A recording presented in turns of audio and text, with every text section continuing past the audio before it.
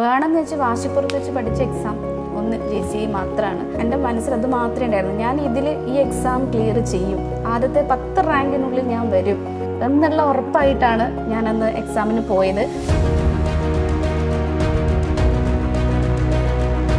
Revision ചെയ്യുമ്പോഴാണ് നമ്മൾ എപ്പോഴാണ് അതേ ഫോക്കസ് ചെയ്തുകൊണ്ടിരിക്കുകയാണ്. നമ്മൾ റിപ്പീറ്റ് ചെയ്ത് പഠിച്ചുകൊണ്ടിരിക്കുമ്പോൾ നമുക്ക് മൈൻഡിൽ എപ്പോഴും ആ ഏരിയ ടോപ്പിക്സ് നമ്മുടെ മൈൻഡിൽ എപ്പോഴും നിൽക്കും. എങ്ങനെ ക്വസ്റ്റ്യൻസ് വന്നാലും നമുക്ക് ആ റിവിഷൻ ഉള്ളതുകൊണ്ട് അറ്റൻഡ് ചെയ്യാൻ വേണ്ടി പറ്റും. ആ ഒരു കോൺഫിഡൻസ് ലെവൽ എന്തായാലും കൂടും.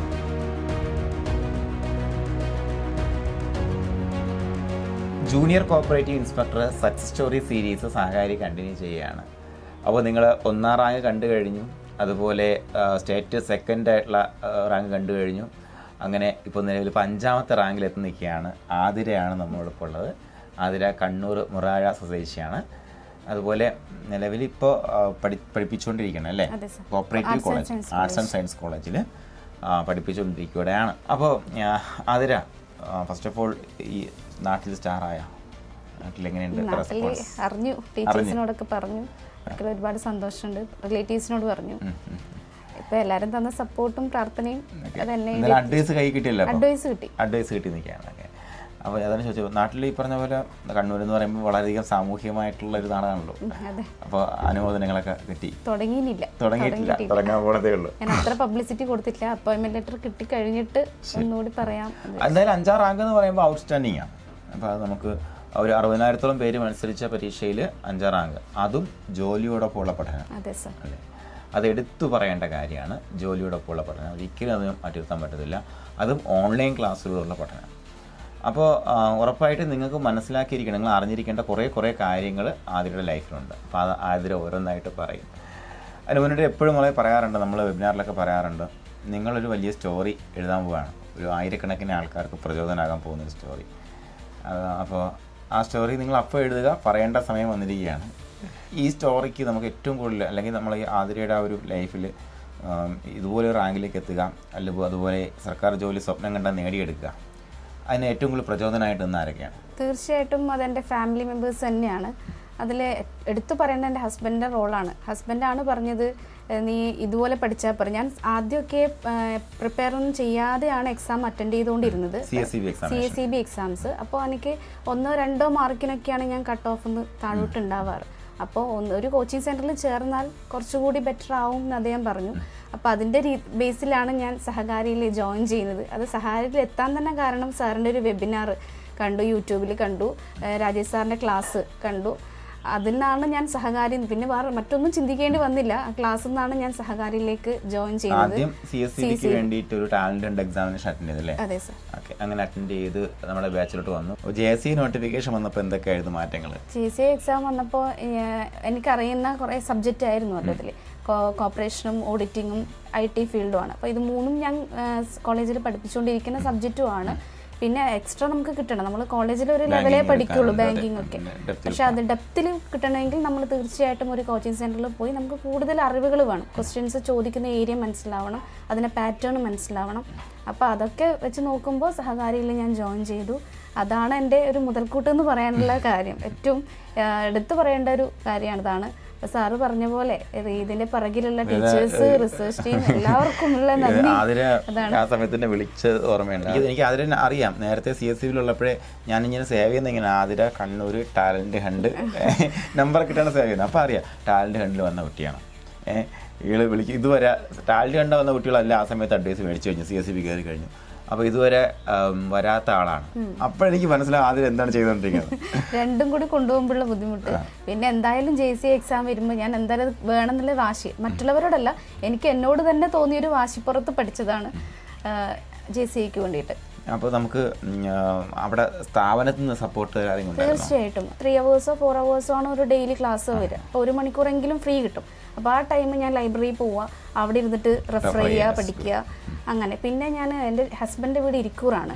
അപ്പം ഞാൻ തളിപ്പറമ്പിലാണ് കോളേജ്. അപ്പം അവിടെ നിന്ന് പോയി വരിക എന്ന് പറയുമ്പോൾ ഏകദേശം ഒരു 35 കിലോമീറ്ററിന് മുകളിൽ ട്രാവലിംഗ് വരുന്നുണ്ട് ഒരു ഭാഗത്തേക്ക്. അപ്പോൾ ഏകദേശം എനിക്ക് 2.5 മണിക്കൂറോളം കിട്ടും. ബസ്സിൽ തന്നെ പഠിക്കാൻ പറ്റും. അത് ഞാൻ ഹെഡ്സെറ്റൊക്കെ വെച്ചിട്ട് കേട്ടാണ് പഠിക്കുക. അപ്പോൾ വീട്ടിലേക്ക് പോകുമ്പോഴേക്കായിരിക്കും ചിലപ്പോൾ എക്സാം ഒക്കെ അറ്റൻഡ് ചെയ്യുക. കയറി സന്ധ്യക്ക് ഞാൻ 6-6:30 ആകും വീട്ടിലെത്തുമ്പോൾ. അപ്പോൾ ഞാൻ ചിലപ്പോൾ ഫോണിൽ ഡെയിലി എക്സാംസ് എഴുതിക്കൊണ്ട് പോകും. അതൊക്കെ അങ്ങനെയായിരുന്നു. പിന്നെ കുറച്ചൊരു ഉഴപ്പ് വന്നു, എന്നാലും പരമാവധി ഞാൻ എക്സാംസ് ഒക്കെ അറ്റൻഡ് ചെയ്തു, അങ്ങനെ പോയി. അപ്പോൾ പഠനം നമുക്ക് എപ്പോഴും കുഞ്ഞ് ആ സമയത്തായിട്ടില്ല, കുഞ്ഞിപ്പോഴാണ് ഇന്റർവ്യൂവിന്റെ സമയത്ത് ഞാൻ 8ാം മാസം പ്രഗ്നന്റ് ആയിരുന്നു, അങ്ങനെയാണ് ഇന്റർവ്യൂവിന് പോയിട്ടുണ്ടായത്. അപ്പോൾ എന്തായാലും നമുക്ക് ജോലിയും അതിനോടൊപ്പം ഉള്ള പഠനവും. അപ്പോൾ എപ്പോഴും നമ്മൾ പറയാറുണ്ട്, ഓരോ നിമിഷവും നമ്മൾ എന്ത് ചെയ്യുന്നു അതിൻ്റെ ഒരു ക്യുമുലേറ്റീവ് ആയിട്ടുള്ള ഔട്ട്കം ആയിരിക്കും നമ്മുടെ വിജയം എന്ന് പറയുമ്പോഴത്തേക്കും. അപ്പോൾ യാത്ര ചെയ്യുമ്പോൾ നിങ്ങൾ എന്ത് ചെയ്യുന്നു ഒരു ചോദ്യമാണ് അല്ലേ. നമുക്ക് സ്വപ്നം കാണാം, വെറുതെ ഇരിക്കാം, പലതും ചെയ്യാം. അല്ലെങ്കിൽ പഠിക്കാൻ സമയം കിട്ടിയാൽ മാത്രമേ ഞാൻ പഠിക്കുകയുള്ളൂ എന്ന് തീരുമാനിച്ചാൽ നഷ്ടം നമുക്ക് തന്നെയാണ്, വേറെ ആർക്കുമില്ല. അപ്പോൾ അങ്ങനെ മാക്സിമം യൂട്ടിലൈസ് മുന്നോട്ട് വന്ന ഒരാളാണ്. അപ്പോൾ മോളെ നമ്മൾ സഹകാരിട്ട് വരണ സമയത്ത് എക്സ്പെക്റ്റേഷൻ വേഴ്സസ് റിയാലിറ്റി എന്ന് പറയാമോ? നിങ്ങൾ എന്താണ് പ്രതീക്ഷിച്ചത്, നമുക്ക് ലഭിച്ചത് റിയാലിറ്റി എന്തായിരുന്നു? സഹകാരിയിൽ ജോയിൻ ചെയ്തപ്പോൾ എനിക്ക് അറിയാമായിരുന്നു, സാറ് പറഞ്ഞിരുന്നു മെൻറ്റർഷിപ്പ് ഉണ്ടായിരുന്നു, ഡെയിലി എക്സാംസ് ഉണ്ട്. സാറെ കോൺടാക്ട് ചെയ്യുമ്പോൾ തന്നെ സാറ് പറഞ്ഞിരുന്നു ഡെയിലി എക്സാംസ് ഉണ്ടാവും. അതുപോലെ തന്നെ ഒരു ക്ലാസ് എന്ന് പറയുമ്പോൾ ചിലപ്പോൾ 1.5 മണിക്കൂർ 2 മണിക്കൂർ ഡ്യൂറേഷൻ ഉണ്ടാകുന്ന ക്ലാസ്സുകളായിരിക്കും. അതൊക്കെ കണ്ട് തീർക്കാൻ പറ്റും, എക്സാം ഒക്കെ ചെയ്യാൻ പറ്റുമെങ്കിൽ മാത്രം ജോയിൻ ചെയ്താൽ മതി എന്നാണ് സാറ് വിളിച്ചപ്പോൾ പറഞ്ഞത്. അപ്പോൾ ഓക്കെ, എനിക്കത് പറ്റും എന്നുള്ള രീതിയിൽ തന്നെയാണ് മുന്നോട്ട് പോയതും. അപ്പോൾ ഞാൻ വിചാരിച്ചു എന്തായാലും ഇങ്ങനെയൊക്കെ ഇത്രയും പറയണമെങ്കിൽ എന്തായാലും സാറിൻ്റെ ക്ലാസ്സുകൾ എന്തായാലും നല്ല രീതിയിൽ കൊണ്ടുപോകും എന്നുള്ള ഉറപ്പ്. പിന്നെ യൂട്യൂബ് ക്ലാസ്സുകൾ കാണാറുണ്ടായിരുന്നു, അപ്പോൾ അതൊക്കെ കണ്ടിട്ടാണ് ഞാൻ ജോയിൻ ചെയ്തത്. ഞാൻ തീർച്ചയായിട്ടും എക്സ്പെക്ട് ചെയ്ത അതേ രീതിയിൽ, അതിനേക്കാൾ കൂടുതൽ എന്ന് പറയാം. കാരണം എല്ലാ സപ്പോർട്ടും സാറിൻ്റെ ഭാഗത്തുനിന്ന് അഞ്ജലി മാം ഉണ്ടായിരുന്നു. അഞ്ജലിയുടെ ബാച്ചിൽ നിന്ന് അടുത്തൊരു റാങ്ക്. എല്ലാ മെൻറ്റേഴ്സിനും ഉണ്ട്, റാങ്കുകൾ വരുന്നുണ്ട്. നിങ്ങളുടെ ഒരു ഇൻപുട്ടും വളരെ വലുതാണ്. അഞ്ജലിക്ക് ഒരു ബിഗ് ഹാൻഡ്. ഞാൻ സത്യം പറഞ്ഞാൽ പ്രിപ്പയർ ചെയ്ത് പഠിച്ചത് JC എക്സാമിന് വേണ്ടി മാത്രമാണ്. അതുവരെയുള്ള എക്സാമെല്ലാം ഞാൻ പോയി എൻ്റെ അറിവ് ബേസിക് നോളജ് വെച്ചിട്ട് എഴുതുന്നു, അത് മാത്രമേ ഉള്ളൂ. വേണമെന്ന് വെച്ച് വാശിപ്പുറത്ത് വെച്ച് പഠിച്ച എക്സാം ഒന്ന് JCI മാത്രമാണ്. അത് സെപ്റ്റംബർ 5-ന് നടന്നപ്പോൾ അന്ന് ഞാൻ എൻ്റെ മനസ്സിൽ അത് മാത്രമേ ഉണ്ടായിരുന്നു, ഞാൻ ഇതിൽ ഈ എക്സാം ക്ലിയർ ചെയ്യും, ആദ്യത്തെ 10 റാങ്കിനുള്ളിൽ ഞാൻ വരും എന്നുള്ള ഉറപ്പായിട്ടാണ് ഞാൻ അന്ന് എക്സാമിന് പോയത്. ആ എക്സാം ഹോളിൽ ഞാൻ അങ്ങനെ തന്നെയാണ് അറ്റൻഡ് ചെയ്തിട്ടുണ്ടായിരുന്നത്. എത്ര PSC എക്സാം എഴുതിയിട്ടുണ്ട്? അതിൽ PSC കോർപ്പറേഷൻ ബേസ്ഡ് ഒരു 3-4 എഴുതിയിട്ടുണ്ടായിരുന്നു.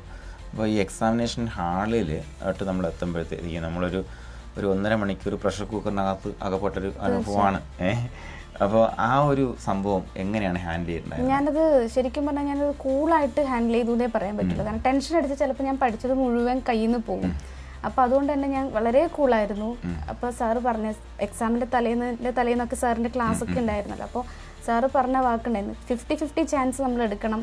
സംശയമുള്ള ഏരിയ എത്തുമ്പോൾ നമുക്കത് സംശയമാണ്, നമുക്ക് കൺഫ്യൂഷൻ മാത്രമേ ഉള്ളൂ. ഇതിൽ 2 ഓപ്ഷനിൽ ഏതെങ്കിലും ഒന്ന് ശരിയാണെങ്കിൽ 50-50 ചാൻസ് എടുക്കണം എന്ന് പറഞ്ഞ ആ ഒരു കാര്യം മനസ്സിലുണ്ടായിരുന്നു. പിന്നെ ഞാൻ പാരഗ്രാഫ്, അതായത് സ്റ്റേറ്റ്മെൻറ്റ് ക്വസ്റ്റ്യൻസ് ഒക്കെ ഞാൻ ലാസ്റ്റിലോട്ട് വെച്ചിട്ട് ബാക്കിയെല്ലാം ആദ്യമേ കവർ ചെയ്ത് പോയി. പിന്നെ അതൊക്കെ സമയമെടുത്ത് ചെയ്തു. അങ്ങനെയാണ് എടുത്തു.